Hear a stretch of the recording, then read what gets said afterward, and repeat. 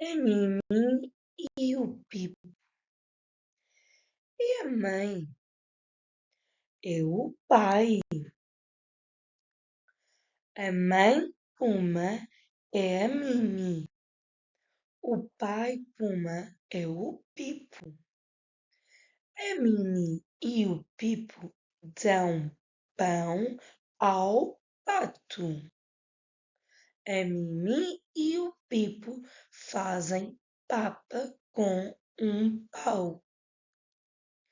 A Mimi e o Pipo estão a comer a papa. A mãe põe a louça na máquina.